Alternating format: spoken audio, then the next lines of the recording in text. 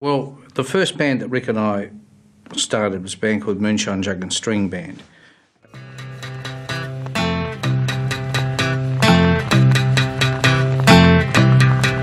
It started a really good surfing buddy of mine, Pete Thorpe.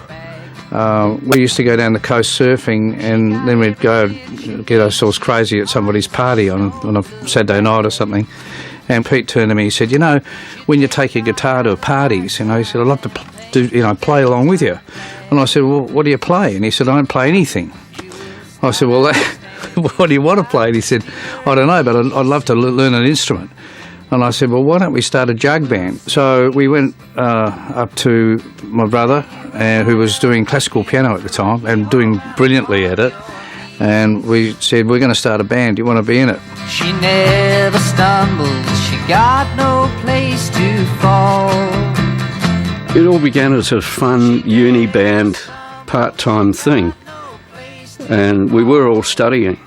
And we just did it on certain nights of the week, which ended up being probably 5 nights a week, because people liked it. Their guitarist was leaving, and I'd been at a party a few nights before, and one of the other guys in the band heard me sing some jug band songs at the party, and he said, oh, our guitarist is leaving, would you like to come by and have a sing-along with us in a tryout? So we went to John Brewster's house. John Brewster was at that point playing banjo, although he could play really good guitar, banjo and very good harmonica. And we had a guy on string bass with a wash tub. And in those days, Doc was a guitar player. He sang a few songs. He wasn't the front man. But it was real fun, a lot of fun, and we did very well with the band. It became really huge in Adelaide.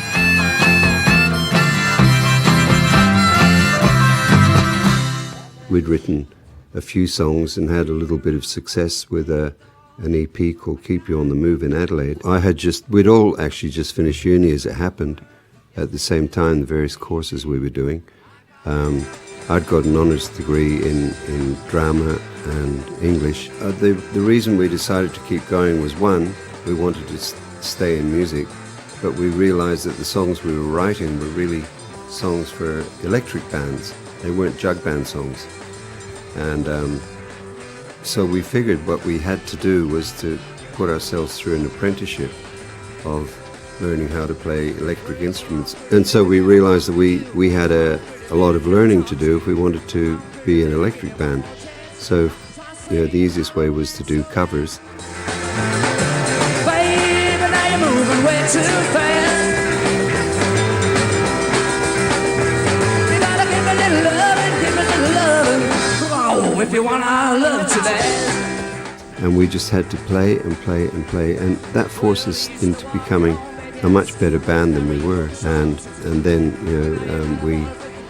we recorded and Face, and we're never going to see a Face again.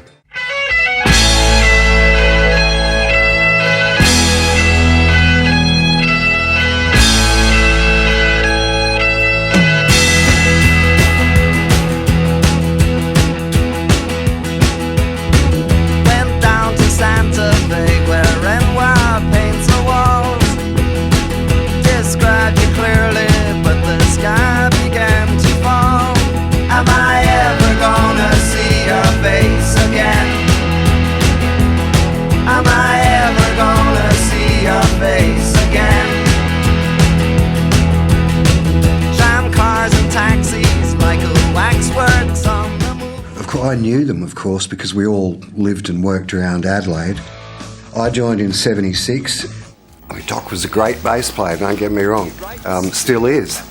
But I think they realised that, a band that has a singer, a dedicated singer out front, it's just more theatrical. First few times I got on stage, I thought, my God, look at these huge things, what am I going to do with them? So I started to improvise and find things to do, with my hands.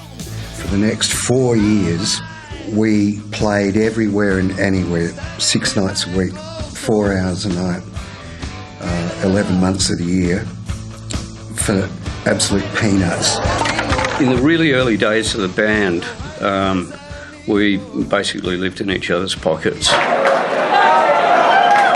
It really all came together with the Face-to-Face album. It was something had come together. And the album went on to be in the charts for 79 years. I wish. But 79 weeks, which still is an Australian record and is only beaten by Pink Floyd. So there. We were striving to make the Angels the most popular band in the world. That rush when the band took off, because it just spread like wildfire right around the country. 78, 79, 80, we were the number one band in the country. And Doc used to risk his life, to sell one of our shows. He would climb a PA stack 50 feet high and generally fall off.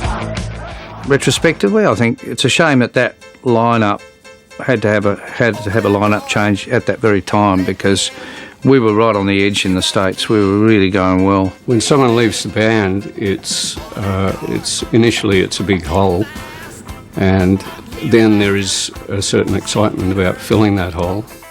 This band that has just happened to come together, as of course the band has evolved over the years and people have come and go, and Dave's now been with us. It's wonderful to have him in the band. He's a great singer, he's a great guy.